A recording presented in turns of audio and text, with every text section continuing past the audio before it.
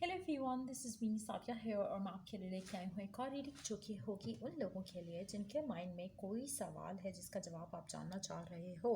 ये रीडिंग देख सकते हो। इस रीडिंग में हम आपके सवाल का जवाब जानेंगे, साथ में हम ये भी जानने की कोशिश करेंगे कि जो भी आपका सवाल है उस करंट सिचुएशन को लेकर आपके लिए क्या गाइडेंस है। So stay tuned. और रीडिंग शुरू करने से पहले रिमाइंड करवा दूं कि ये एक जनरल रीडिंग है, सबके साथ मैच कर भी सकती है और नहीं भी। सो जो बातें, जो मैसेजेस मैच करते हैं उन मैसेजेस को पिक करो और बाकी सबको छोड़ दो। अगर आप पर्सनल रीडिंग्स चाहते हो तो कॉल से या ईजी पैसेज पेमेंट कर सकते हो। सिर्फ तभी रीच आउट करो ताकि आपका भी टाइम वेस्ट नहीं हो और मेरा भी। सो लेट्स सी कि ये जो भी सवाल है आपके माइंड में राइट नाउ, क्या है उसका जवाब। अपॉर्चुनिटी।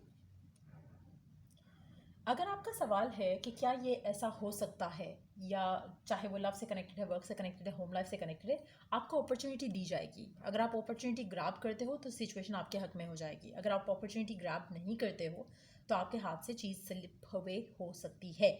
सो चांसेस 70% हैं इस चीज़ के होने के जो आप सवाल कर रहे हो। क्या आपको जॉब मिलेगी, अपॉर्चुनिटी मिलेगी आपको, क्या आपको ये जॉब मिल सके। हो सकता है इंटरव्यू की कॉल आ जाए, लेकिन फर्दर आपको अपनी स्किल्स से प्रूव करना पड़ेगा कि आप वर्दी हो इस चीज़ के।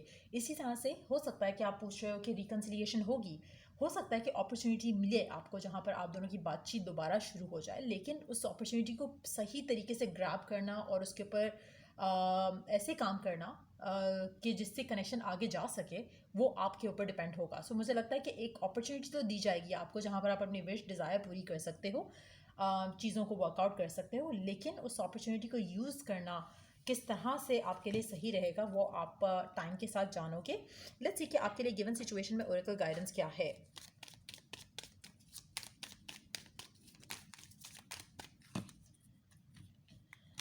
जो भी आपके मन में सवाल था उससे रिलेटेड आपके लिए गाइडेंस क्या है। जो भी आपके मन में सवाल था उससे रिलेटेड आपके लिए गाइडेंस क्या है। जो भी आपके मन में सवाल था उससे रिलेटेड आपके लिए गाइडेंस क्या है। Let's see, look at the bigger picture. मुझे लगता है कि आपको अपने अपने लिमिटेड पर्सपेक्टिव से निकल कर सोचने की ज़रूरत है। मुझे लगता है कि कुछ लोगों के लिए फॉर सम रीज़न जो आपको अपॉर्चुनिटी मिल रही है उससे बड़ी अपॉर्चुनिटी हो सकता है आपको लेटर ऑन मिले। But again having said that, मुझे लगता है कि आपको अपना माइंडसेट थोड़ा पॉजिटिव रखना चाहिए और ध्यान में रखना चाहिए कि आप जो डिज़ायर कर रहे हो आपका फोकस उस चीज़ के ऊपर रहे, रादर देन कि जो करंट सर्कमस्टांसेस हैं या करंट इश्यूज़ हैं उसके ऊपर फोकस रखो। एक और चीज़ मैं यहाँ पे मेंशन करूँगी, अगर हम लव लाइफ की बात कर रहे हैं तो मुझे लगता है कि आपका फोकस अल्टीमेट फ्यूचर की तरफ होना चाहिए, ताकि आप जो चाहते हो, जो डिज़ायर रखते हो वो पूरा हो सके। आप में से कुछ लोगों के लिए मुझे लगता है कि इट्स टाइम कि आप गिव इन करो किसी चीज़ में, किसी सिचुएशन में, रादर देन कि आप किसी से एफर्ट, किसी से फेवर लो।